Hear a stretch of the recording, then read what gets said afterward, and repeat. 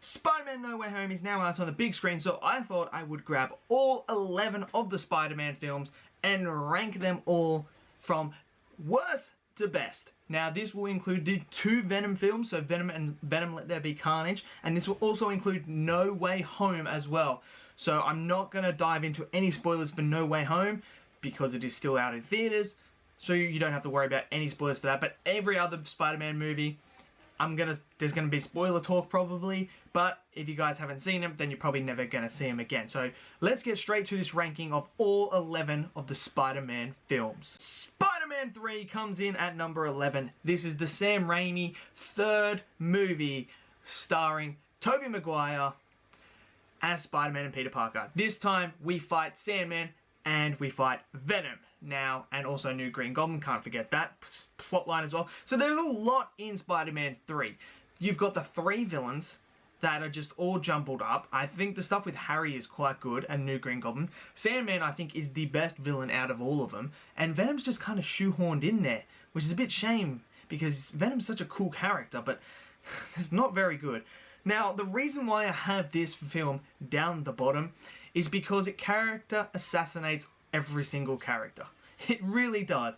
Harry is assassinated, Tobey Maguire's Peter is assassinated as well, and Mary Jane, don't even get me started on Mary Jane. She is the biggest character assassination, and she is so unlikable in this film. There is so much going on, it's just a jumbled mess. And what also makes it worse is we had 2 great, phenomenal films from Sam Raimi, and the 3rd one was such a big disappointment as well. There is a lot of things wrong from the casting of Eddie Brock. Whoever decided to cast him as Eddie Brock, I don't know what you were thinking. He is not menacing, he's nothing. He's just, it was absolutely shameful. There is just, I don't know why the studio got involved. Sandman is definitely the best one. He has the best arc, and he has the best story, and every time he's on screen, I want to know more about Sandman.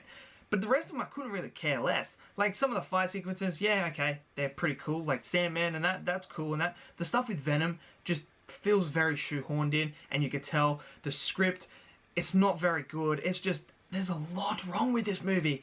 That's why number 11 is Spider-Man 3. Spider-Man Homecoming comes in at number 10. Yes, this one has continued to drop further and further and further down my list. Now, I think Spider-Man 3 is a terrible movie. I think it's one of the worst comic book movies. Homecoming's not. It's a decent film. Like, I'm not going to sit here and trash it. I think it's a decent film. But my big issues with the film and why it's so low is because it's very Iron Boy Jr. Iron Man is very focal in this movie, and it doesn't allow Peter to breathe and become Spider-Man. Like, I get what they were trying to do with having Iron Man there be his mentor. He sort of takes the Uncle Ben road and takes that role and really shows Peter the ropes of being a hero and stuff like that. But for me, it just, I don't know, I didn't like Iron Man being there all the time bailing him out, because I just feel like Spider-Man needs to learn from his mistakes. But Iron Man's always there to bail him out, so it doesn't matter what he does, because he's always got backup. Like, it's like, oh, I can do this because Iron Man's going to come save the day. So that was a bit of a downer. The Vulture, however, the villain, is absolutely incredible, and I really, really enjoy him quite a lot. He is the highlight of this film, and he has motive, and he is just a man doing a job to feed his family and to feed the families of his people that are working for him. So I can understand why he goes down what he does, and he is phenomenal in this movie, and I like how they did that. But again, I just think the Iron Man presence brings it down. It's an okay film. It's not anything terrible or anything like that. It's a decent film, decent Spider-Man film, but it could have been better. So number 10, Spider-Man Homecoming. The Amazing Spiderman 2 comes in here at number 9. Look, I love Andrew Garfield as Peter Parker. I'm going to say he's my favourite Spider-Man now, and I like this movie, but there is a lot of problems with this movie, from so many plot lines and storylines that don't mesh together, and they're just there. The stuff with Harry just feels very shoehorned in as well, and I don't know why they went down that route. I really don't know why they went down that. Rhino is just okay. Like, well, why? I don't understand. Like, that, it's so, like, terrible. It's not even funny. I think the main villain, Electro, yeah, It's alright. His motive's not very strong. But it's cool. He's got a cool theme song. Like, the score is amazing for this movie. Absolutely amazing. It's gorgeous. I have to say this. The Amazing Spider-Man, the 2 movies, are absolutely stunning. The CGI is great. And what I think really carries this film and makes it really good for me, that I like about this film the most, is the chemistry between Peter and Gwen. Between Andrew and Emma Stone. I think their chemistry, their relationship carries this film. And that is the best part about this. I never thought I'd say about a Spider-Man film. The best part is the love story, the relationship. That is the best part of this movie. Who would have thought you would ever say that about a comic book movie? But here I am saying that. And I liked how Andrew's Peter has gone through the ringer. He's gone through the darkest thing out of all the Spider-Man, by far. And I liked how they did the death of Gwen. I thought that was powerful. And yeah, I don't mind this movie. I wouldn't put it anywhere higher than this.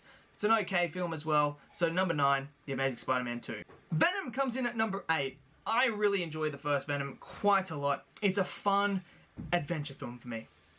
I'm just so glad I got to see a proper Venom, and I like the casting choice of getting Tom Hardy to play Eddie Brock.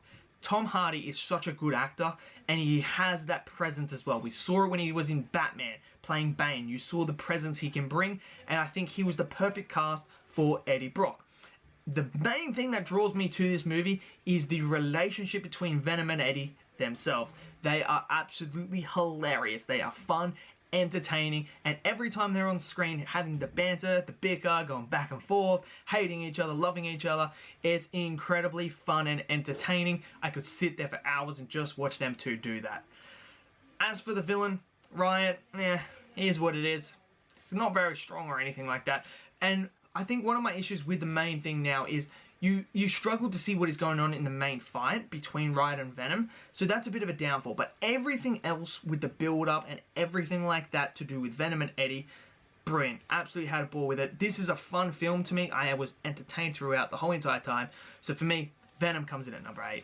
Venom Let There Be Carnage comes in at number 7. Look, this is the complete opposite almost to the first Venom. This is a lot darker.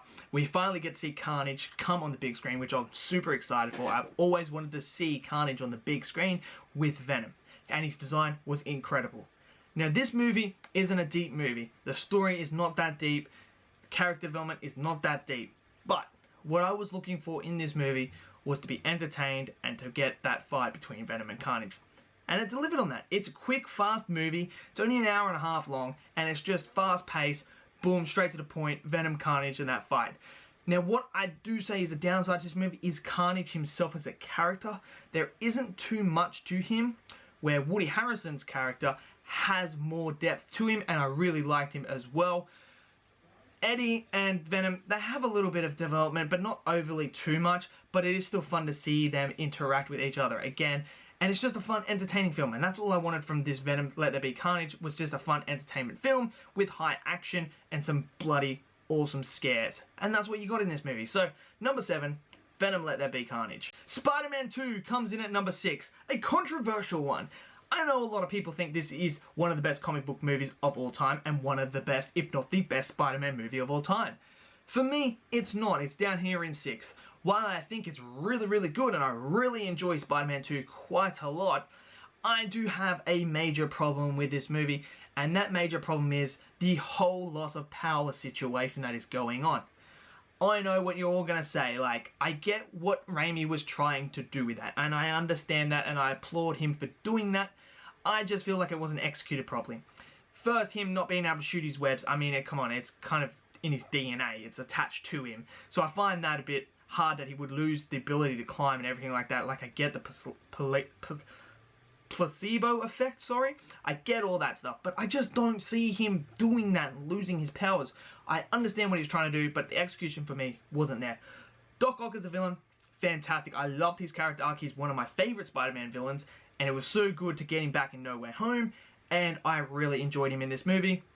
Peter has a good arc as well. Like I said, I don't think it was executed quite properly, but I do like his arc in this movie. So for me, number 6 is Spider-Man 2. Far From Home comes in at number 5. I really enjoyed this film quite a lot. I think this was a fantastic introduction to Mysterio and Jake Gyllenhaal. I like that character. He's a fun, entertaining performance sort of villain that is got ulterior motives that are connected to Iron Man. So that's a bit of a downfall because it's not a true villain of Spider-Man. It's actually kind of a villain to Iron Man, but hey, it is what it is. But I do like the arc Peter goes on in this movie as well, and I especially like that scene in the jet with Happy. That is one of my favorite scenes in all of the MCU. I really like that. I thought that was a key moment for his character to try and move out of the shadow of Iron Man, which I think was necessary for this character. And later on, when we get to No Way Home, I'll expand upon his character arc even more in there. But I do enjoy this movie quite a lot. I like the action sequences. We got some new stuff when he uses his Peter Tingle, his Spidey sense in that moment. I like the visuals. I think it's a good looking movie. And it's just a fun, entertaining movie. So yeah, for me, number 5, Far From Home. Spider-Man comes in at number 4. The first Sam Raimi movie comes in here. I love this movie. This was my first Spider-Man movie that I ever saw. I grew up on the Sam Raimi trilogies. And this one particularly holds a very firm, hard place in my heart. I love this film. I adore this film. I understand that it is a bit cheesier for the times that we are in now. The suit of Green Goblin, it still looks absolutely awesome to me. I know some people don't like it. I love the suit. I love the quirkiness of William Dafoe's Green Goblin and Norman Osborn. I love the way he portrays that. I think it's great. It's menacing. It's fun. It's entertaining. It's brilliant. I love Peter's arc in this movie. It's absolutely brilliant. The stuff with Uncle Ben is outstanding. It's fun, it's phenomenal, and it's great for his character, and his arc throughout this film with MJ and his best friend Harry is really, really good. And even that father-son connection that he gets with Norman Osborn is very key to this movie as well. And it's just a great coming-of-age movie for Spider-Man. It's really, really done well, and it will always hold that place in my heart as my first Spider-Man movie, and the one that I grew up. Absolutely love this movie. It's phenomenal. So number 4 is Spider-Man. The Amazing Spider-Man comes in at number 3. This used to be way down the list, but after re-watching it, this has moved right up for me. I love this movie a lot more now. I think this is one of the best origin stories for Spider-Man. It actually probably is. Well, I guess you could say live action, it definitely is. I love Andrew Garfield's Peter Parker. I love his Spider-Man. He is so good in this movie, and they again go through this dark one with Gwen Stacy's dad, losing him, with his father running off, and Uncle Ben. I love Uncle Ben in this as well. I really like Uncle Ben so much, and I think that was such a good dynamic. And the way that they still have that whole thing with his father running off and stuff like that, and he still remembers that. There's that one key scene before Uncle Ben dies where he says to Uncle Ben, where is he? Do you think it was not his duty to come here and his responsibility to come here and look after me and not leave me? Andrew Garfield's a world-class actor, and I think that scene was so done so well. It was incredible. I felt the emotion. I felt everything.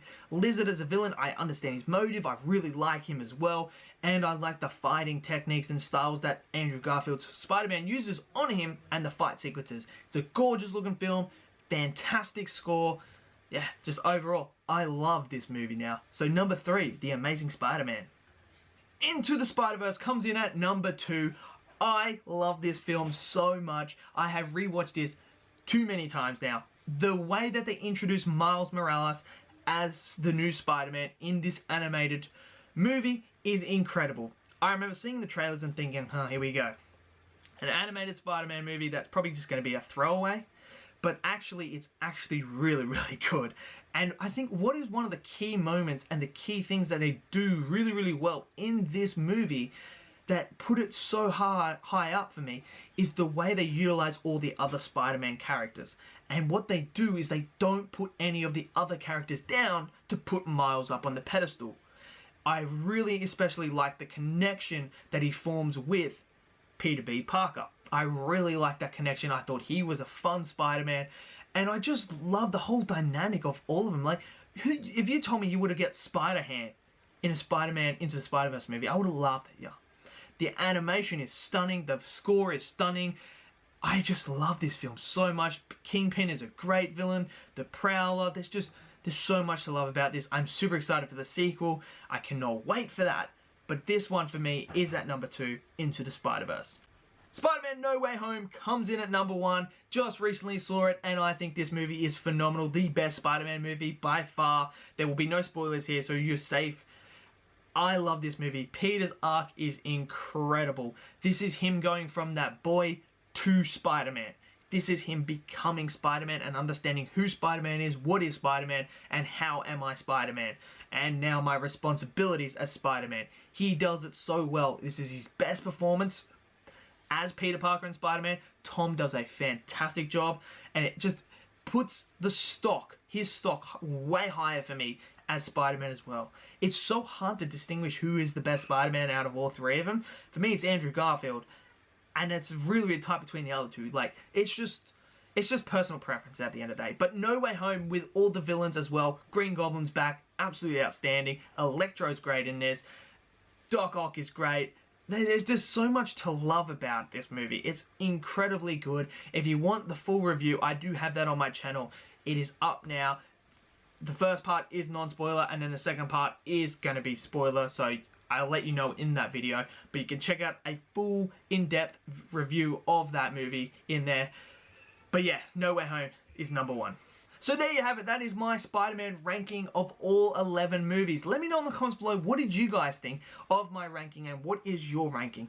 Let me know your favourite Spider-Man and your favourite Spider-Man movie, and which ones hold that dear hole in your heart. They sit there and no one can take that away from you.